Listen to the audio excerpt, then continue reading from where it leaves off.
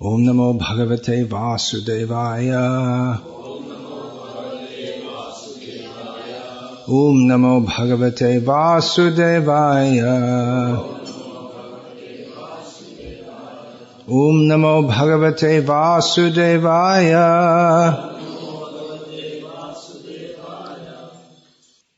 This morning I plan to speak on 2 names from Sri Vishnu Sahasranama. Only 2 names. And the next name after that, there may be a lot to say about it. Still working on assembling information. That Naikatma.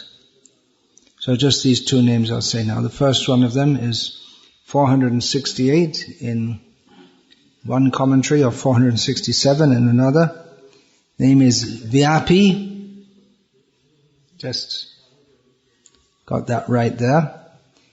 In this particular verse, because it's not, the Vishnu Sahasranama is a list of names, but it's in a shlokas, one after the other. So in this shloka, in this particular shloka come the names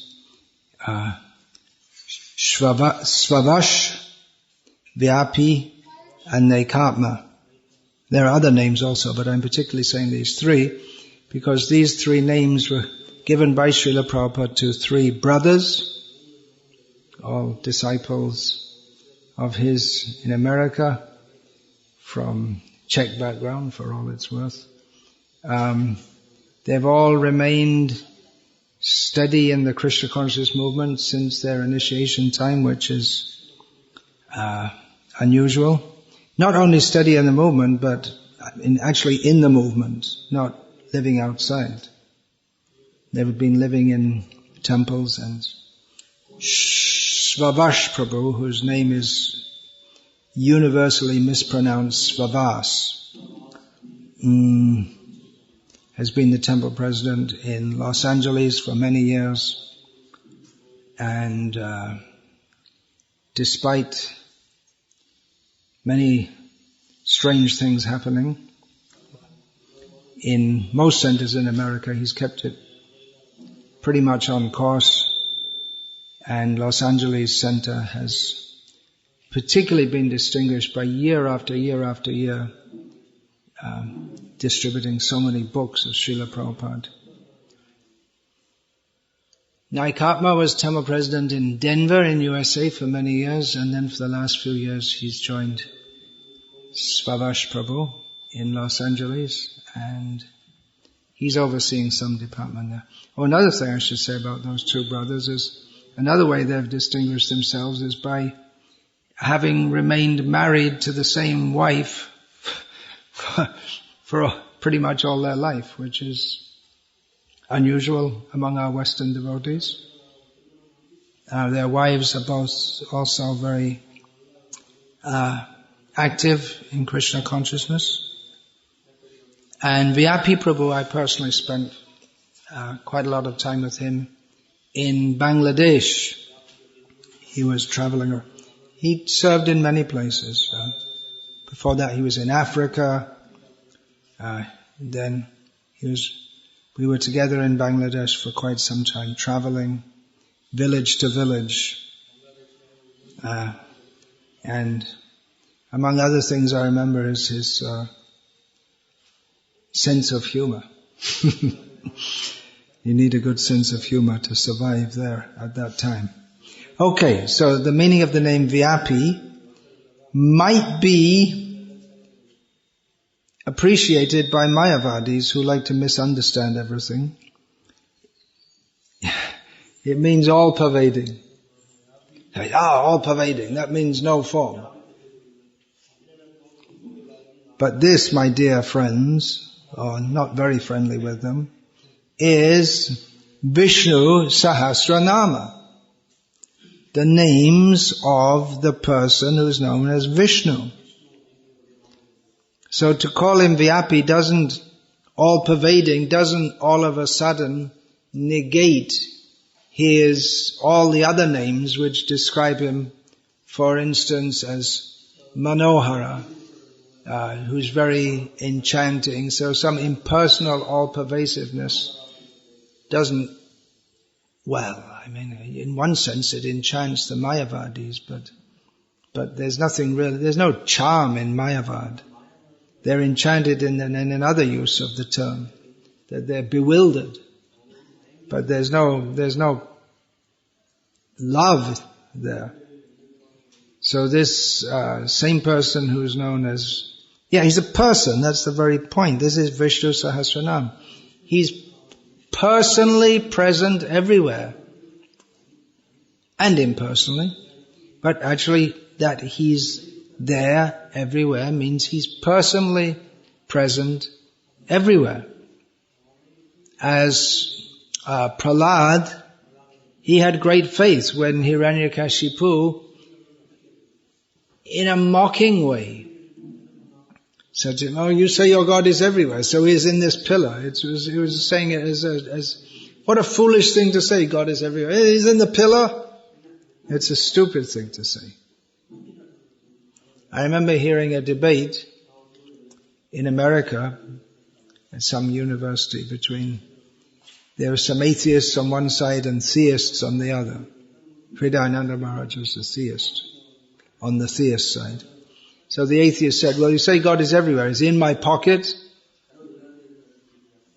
And that seemed to trump the arguments of the theist. It seems ridiculous. How could you say God is in your pocket? That you put your snotty handkerchief in your pocket. So what does it mean to say God is everywhere? So the correct answer is yes, and then you pull out, oh, he's not there. But you have to understand how he's there. It's like you could say also, are atoms in my pocket? Okay, pull out your pocket, you don't see the atoms. How he's present, you have to understand. That should be understand. He's impersonally and personally also present everywhere. Therefore, he did appear out of the pillar to maintain the word of his devotee. And that will come up in the name Naikatma Krit also. Because Prahlad had said that, yes, he's in the pillar. So, anyway, he's there, but to maintain the word of his devotee, the Lord appeared from a pillar. Although that's an unusual appearance. In the avatars after Narasimha, he appears from parents. After Narasimha, if you take the Dashavata, then Matsya Kurma Varaha appears from the nostril of Brahma. So, well, you could say almost parent, although there was no pregnancy and Brahma didn't even know what was going on. But he appeared from a pillar.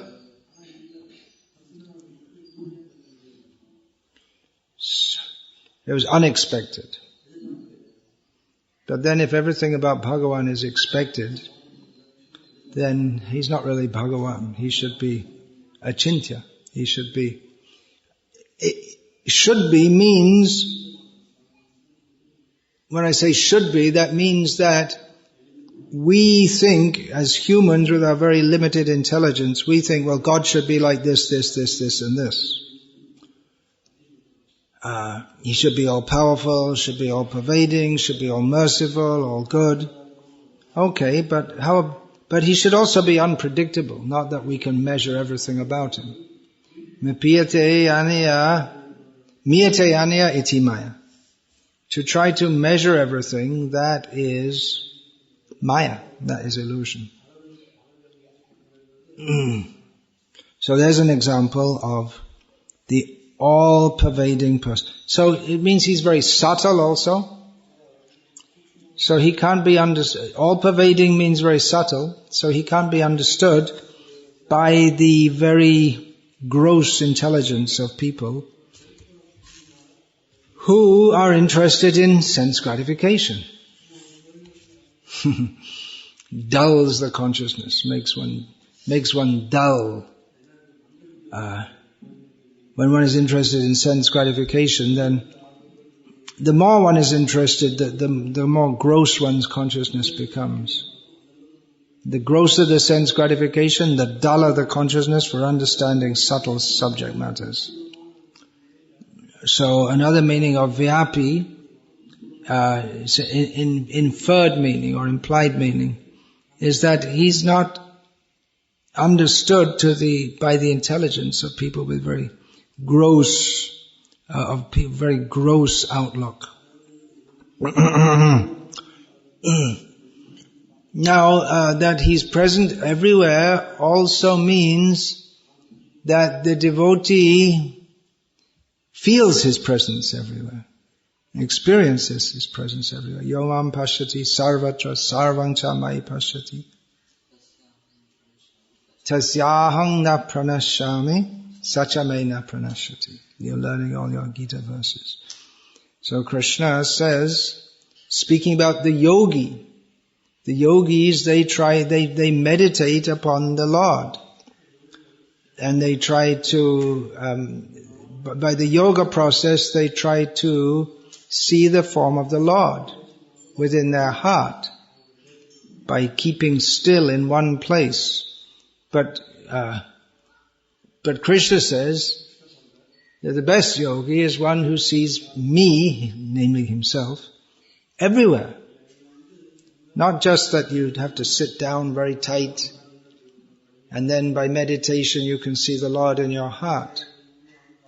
But someone who can see Krishna everywhere, because he is everywhere. Such a person is never lost to me, Krishna says, and I am never lost to him. So the yogi may capture the Lord, the form of the Lord, by his meditation in the heart, but then again loses. Then he has to go again into meditation, and he might again find the form of the Lord. But the great devotees, Tarva Jangam Deke, Na Deke Tarmurti, Sarvatra Hoita Ishta Deva Shvurti. Those who are great devotees, they see everywhere their worshipable, their dear Lord manifested. They don't see exactly the forms of moving and non-moving entities, but they see everywhere Krishna because they're so much in love with Krishna. So that is the perfection of yoga, to not only realize intellectually that Krishna is all pervading everywhere and in everything, and at all times also. That's another, he's pervading in all three times.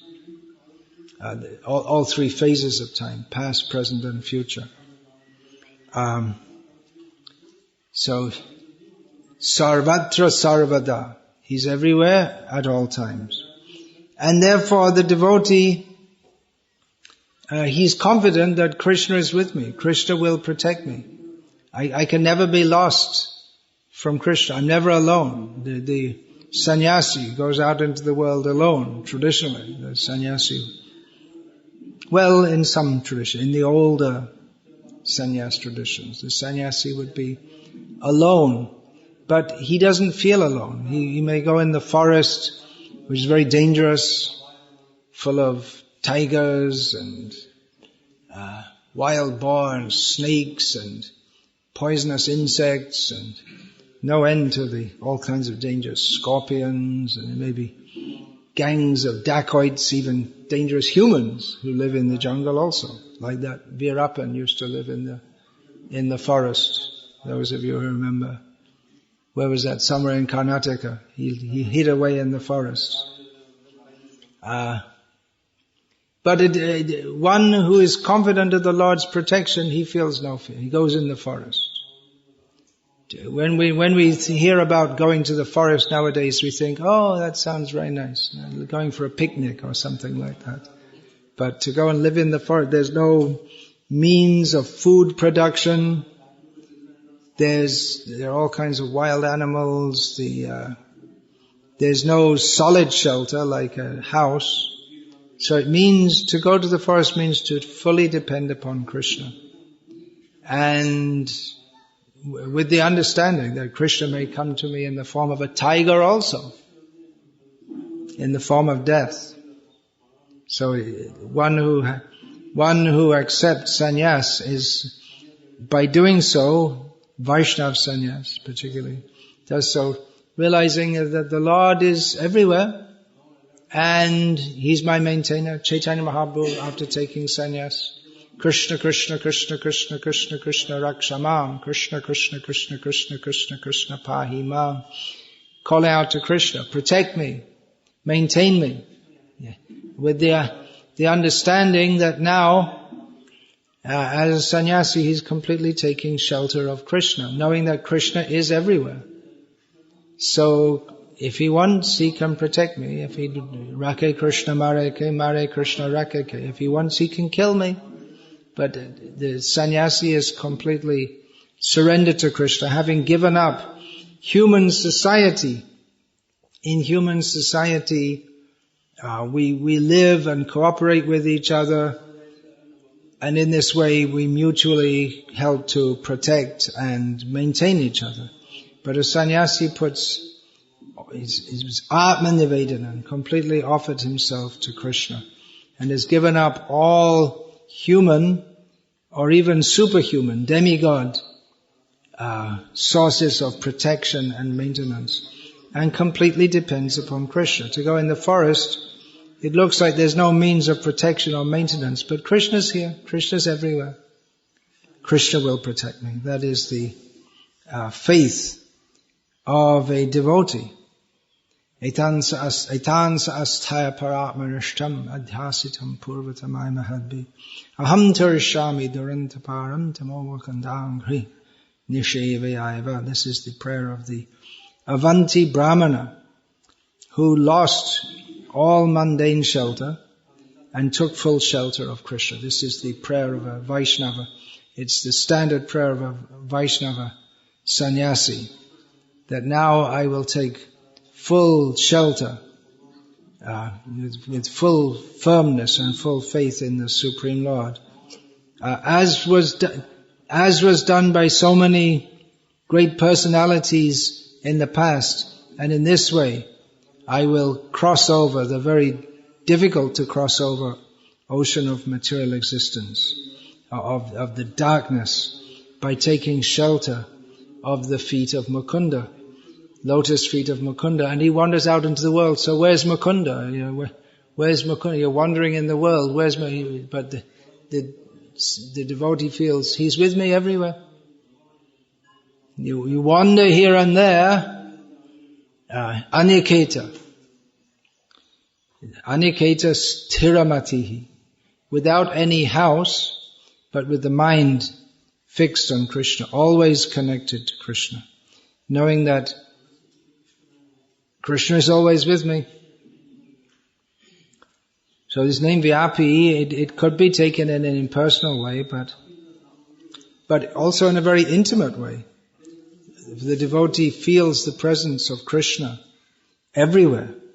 There's no place or time or circumstance where Krishna is not present. So in this way, a devotee he feels is fully confident of Krishna's protection, always and everywhere. The Sri Vaishnava Sampradaya commentator on this series of names, he links it particularly to Mohini Avatar and that whole Leela in which there were so many forms of the Lord manifested. He manifested as, Mohini came later, but he manifested himself as Vishnu, as among the demigods, pulling the snake Vasuki. He was also a representation of himself. And then as the Kurma avatar, and as Ajit avatar with his 1,000 arms on top of, sitting on top of the Mandara mountain. So he manifested himself in so many forms. And Parashara Bhatta, who is the Sri Vaishnava commentator says that in this pastime, he was present in so many forms that in this way pervaded the whole situation. And he also, by his pervasiveness, he gave the energy both to the demons and the demigods to churn the ocean. So in this way, he's all pervading, but he's active also. He's all pervading. In the Gita, he gives the idea that he's all pervading, watchful, and detached. In the 13th chapter, that is described how he's all pervading. Sarvata pani padam tat sarvatok shisharo makam sarvatal. What is it? Next one. Sarvatal shruti malloke sarvam avritishtati. The super soul is his hands.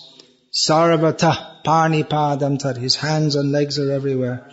His eyes are everywhere. He can see us, what we're doing, what we're thinking.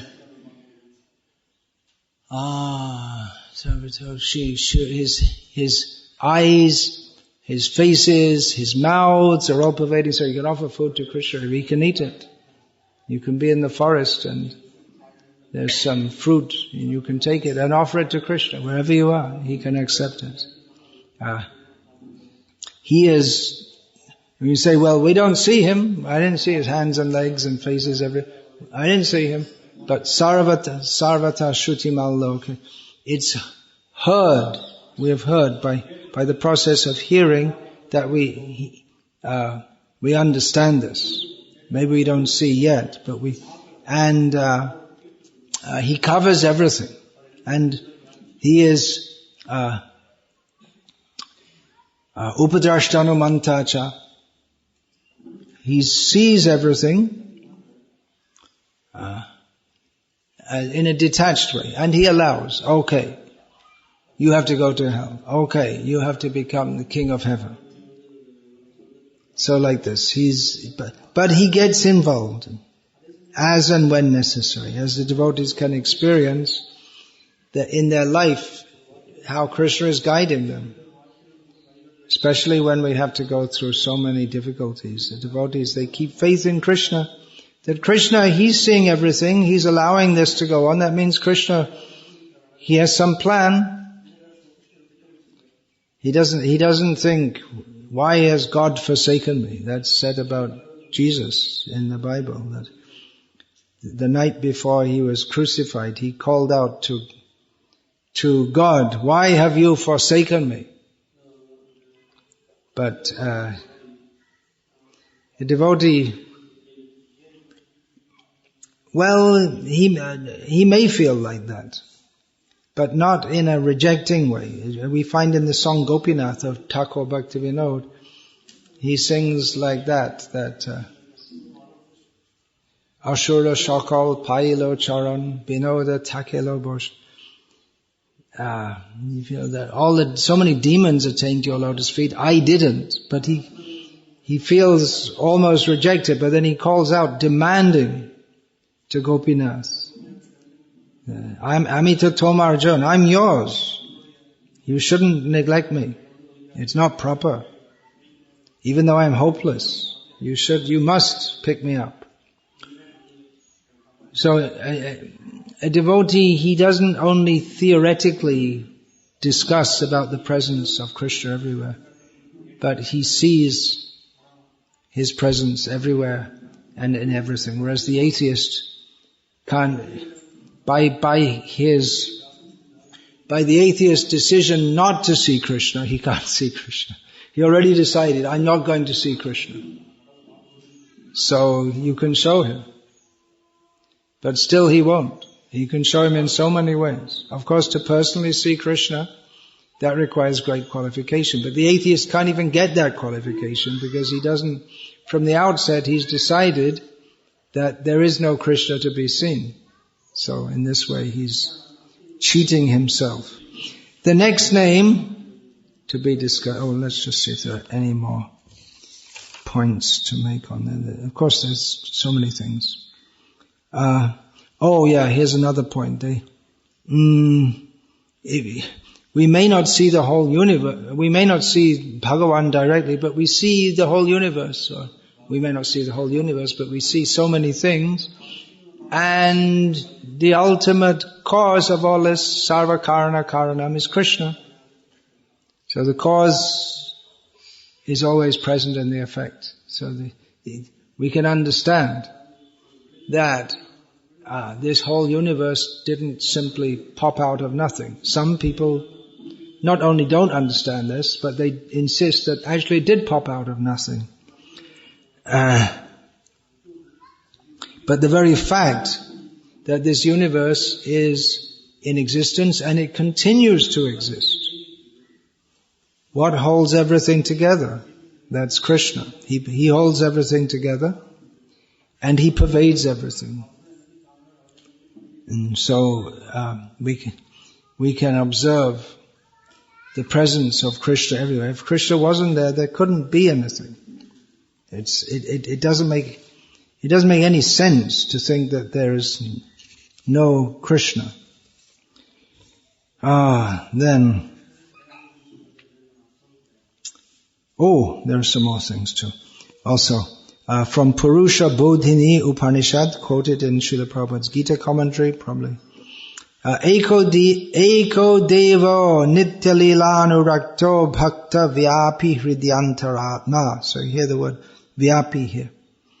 That means Bhakta Vyapi hridyantaratma. There is one God, one Supreme Personality of Godhead, who is always engaged in many pastimes, and He pervades in the inner core of the heart. He pervades the inner core of the hearts of the devotees. Srila Prabhupada's translation of this. The one Supreme Personality of Godhead is eternally engaged in many, many transcendental forms in relationships with His unalloyed devotees. So although the impersonalists will take this to be impersonal, but the devotees understand the word Vyapi to mean He's very personal. He's so personal that He extends Himself to His devotees everywhere or wherever they may be. They may go anywhere, but wherever you go, Krishna's there. In many places, the Vedas, this again reading from Prabhupada's Gita purport, in many places the Vedas glorify the transcendental personal qualities of the Supreme. The following verse appears in the Shvetashvatara Upanishad, Gopal Tapani Upanishad, and the Brahma Upanishad. Eko Deva Sarva Bhuteshu Gurha Sarva Vyapi Sarva Vyapi Sarva Bhutantaratma Karma Dhaksha Sarva Bhuta Divasa Sakshi Cheta Kevalo Nirgunascha.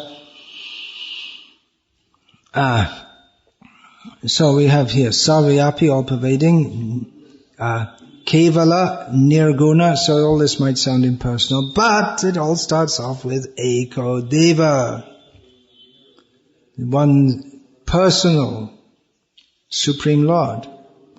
So Eko Deva Sarva Bhuteshu Gudha. There's one Supreme Lord who lives hidden, Sarva Bhuteshu Gudha. He's hidden within all living beings.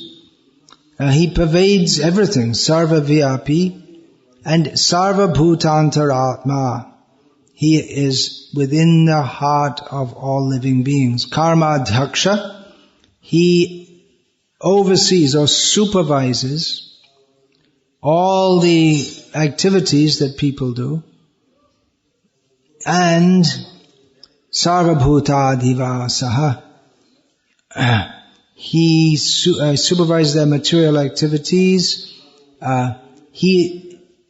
What everyone does, they all live in Him. He's the witness of everything. He is the consciousness of everything. And he himself is beyond all material qualities. So this is a very important verse that could be discussed at great lengths. But that Vyapi, all-pervading. He's all-pervading. This way he's able to be in contact with all living beings and to integrate all the activities that every atom and every subatomic particle and every living being and every material form, it's all integrated by himself. So the next name is Naikatma. These two names, they can be quite related with another. Just this verse I read from the Shvetashvatara Upanishad. Eko Deva Sarva... Naikatma, sorry, I should say what it means for it. Na Eka Atma. Not one Atma. So Atma means person, being, spirit, mind, body. So he's not... Although he is one person, he has many forms.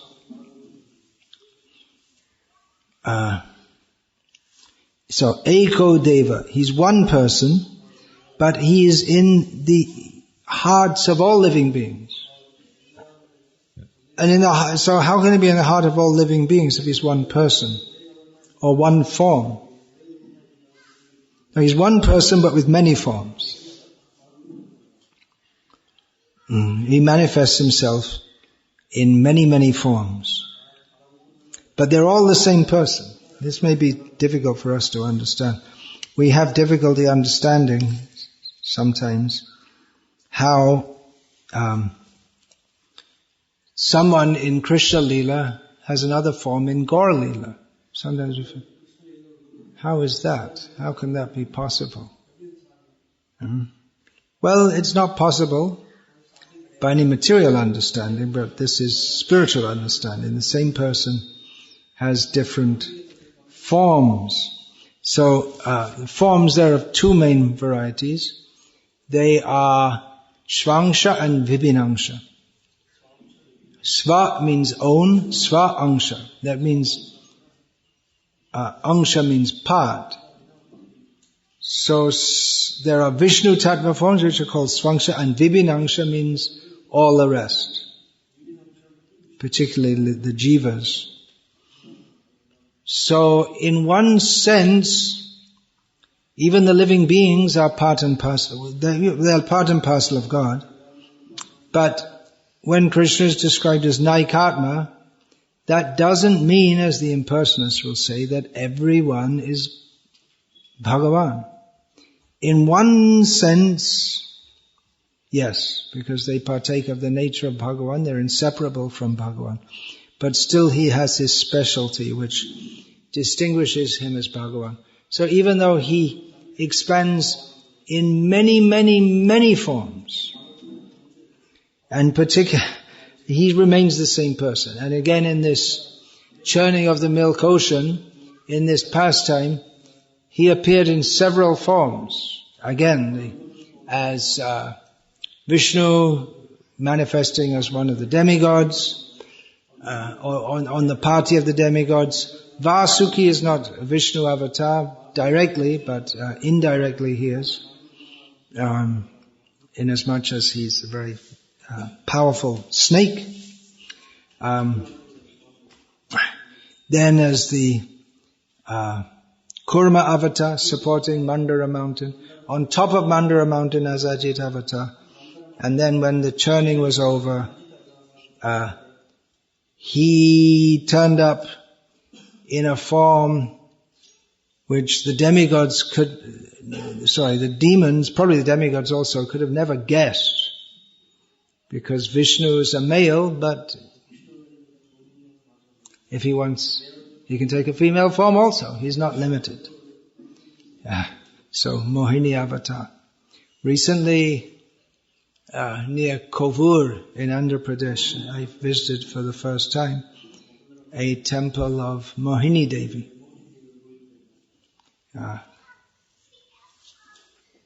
At the back, you can see, has the hair tied in the women's style. So in this particular Leela, he is of diverse forms. And really, not only does he appear in many forms which appear similar, 24 Vishnu forms are described in the higher Shirsha Pancharatra, I believe it is, which is quoted in Sri Chaitanya Charitamrita. According to the position of the conch shell, lotus and club, the name of the form of the Lord is named. But apart from that, he appears in quite many different human-like forms, or rather we should say that the human forms are Vishnu-like forms. But from our perspective, we think human-like forms. Krishna Jotek Khela Sarvatam, what is it? Sarvatam Nararupa.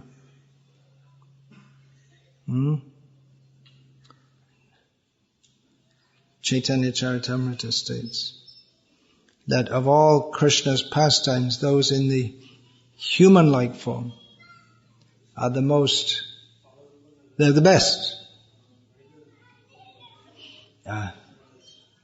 So in human-like form there's Krishna himself with Balaram, Vamana, human, demigod, very human-like. Rama, later he comes as Kalki. Buddha is, is Vishnu avatar, but we don't take pleasure so much in hearing about. We take pleasure in hearing about the purpose of his pastimes, but I don't really get into it that much. Parashuram, quite fierce.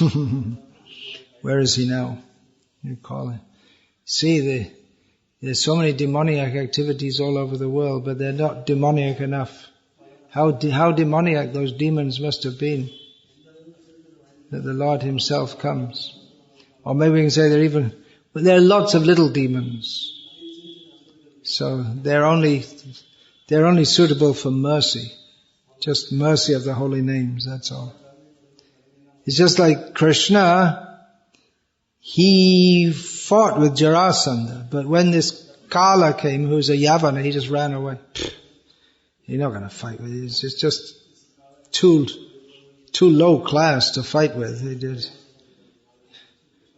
So the same thing, all these little demons in Kali, you don't go around killing them all. It's just below the dignity of Jarasandha. Didn't want to fight. He thought to fight with Krishna and Arjuna was below his dignity. But he said, Bhima, okay, I'll fight with him. This Krishna, he's not a good person, not a good character. I won't fight with him.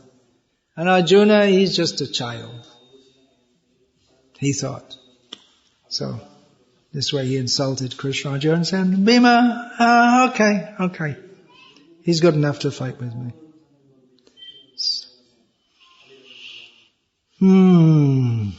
So, Krishna, Vyapi, entered into Bhima.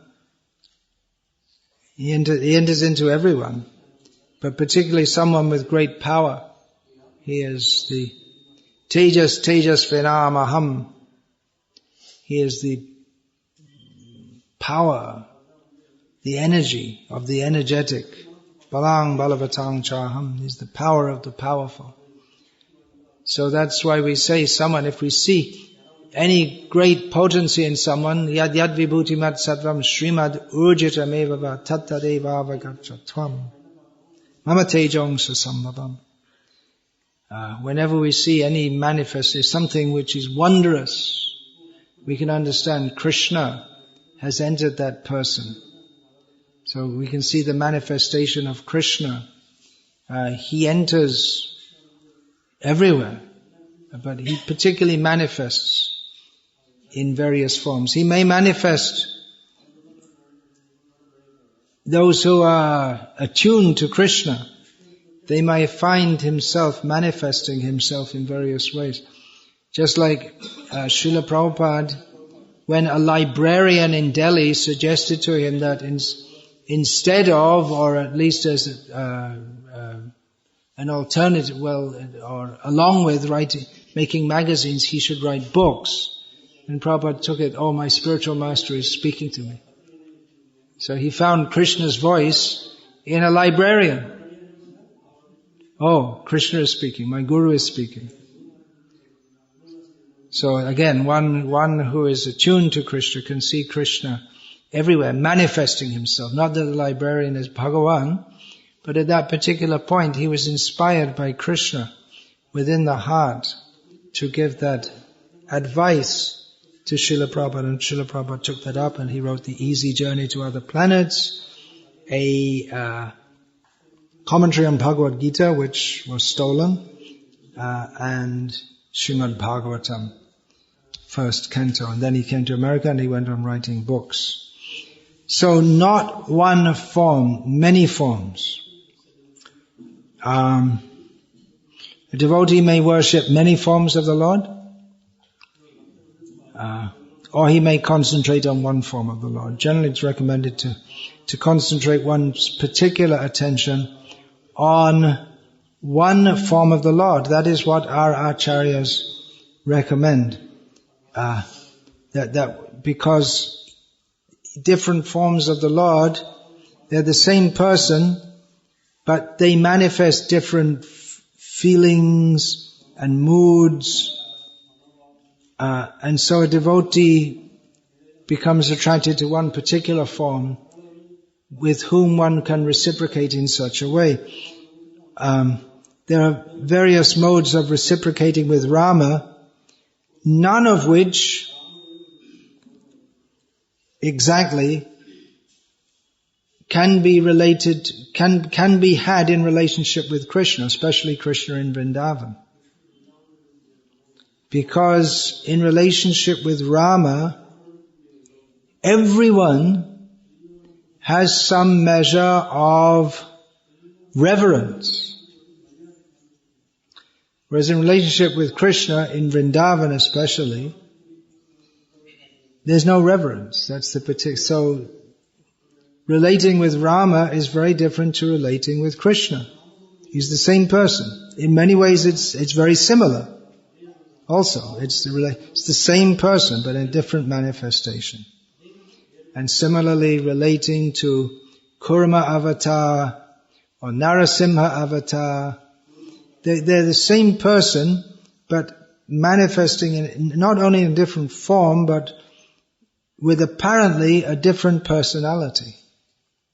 And various devotees reciprocate with him according to their tad bhava lipsuna, according to their own particular feelings in relationship to devotional, the devotional feelings. Not only one form, one of the Vaishnava commentators has said that Bhagavan, apart from the Vishnu avatars, we should see Bhagavan present as the father, the mother, the son, S-O-N, Putra, the disciple, the teacher, the husband, the wife.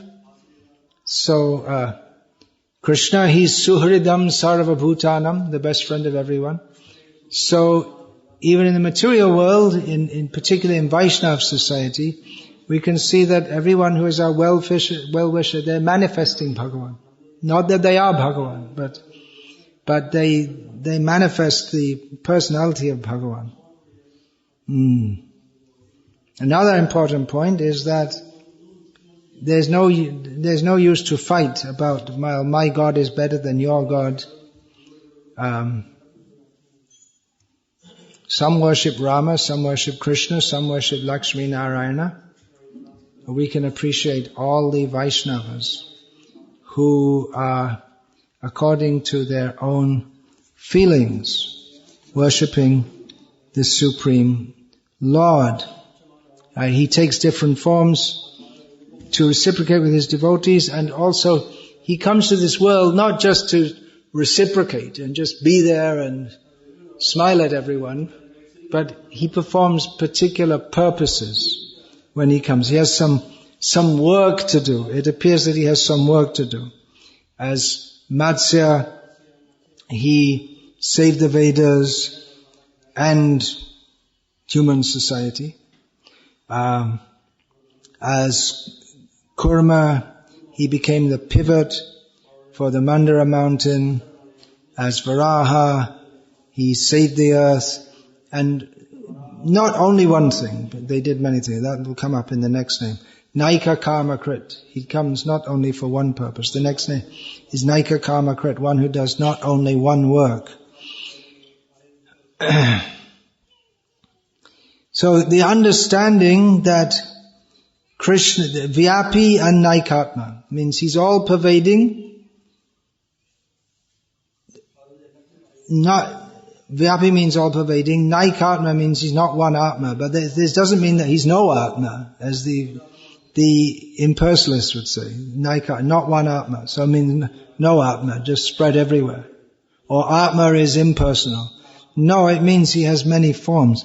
He's present in everyone's heart. So you can see how these two names go together. Gopalatapani, Upanishad. Eko pisan bahudayo vabhati. Although the Lord is one, He is present in innumerable hearts as many. That's from the Smriti, Matsya Purana. It is said, Eka eva paro Vishnu sarva vyapi na sangshayaha aishvaryad rupam ekam cha suryavat bahudheyate. Again the word sarva vyapi, all pervading, comes here. Vishnu is one, definitely Vishnu is one. At the same time, stressed, eka, eva, certainly. Vishnu, the Supreme, is one, but Sarvavyapi na samshaya. Na samshaya means certainly also, without a doubt. By His inconceivable potency, He has one form, yet He is present everywhere as the sun appears in many places at once. There's nothing more there about. We have the Baladev Vidyabhushan, the Gauriya commentator. He gives the same meanings as everyone else, as the other commentators for this. He doesn't give a unique meaning. So, Hare Krishna, I'll finish there. Hare Krishna. Any question?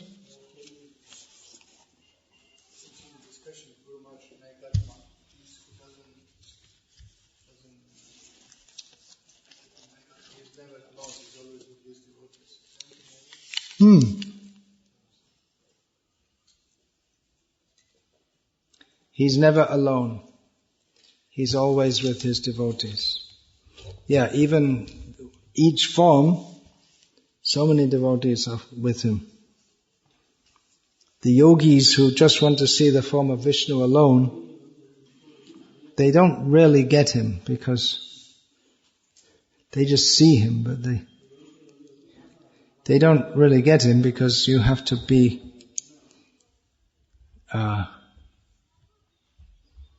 to really have him, to really be with him, you have to be with his devotee. He's available through his devotees. That was linked with the Naikatma, that he doesn't come alone, he doesn't take care of him, he's always with his devotees. Naikaja, not only one birth. Yeah, that he doesn't take one birth, he takes many births, that's another name which comes here in Vishnu Sahasranama. He doesn't take one, that doesn't mean he's a conditioned soul who takes many births. But, yeah, everything has to be understood transcendentally. Naikaja, Naikatma, Naikatma Krit, not one. Again and again the names come. For those who want to make everything one, beware. Don't try to make everything one. Hare Krishna. Srila Prabhupada ki jai, Shri Vishnu Sahasranama ki jai, Vyapi Naikatma ki jai, Hare Krishna.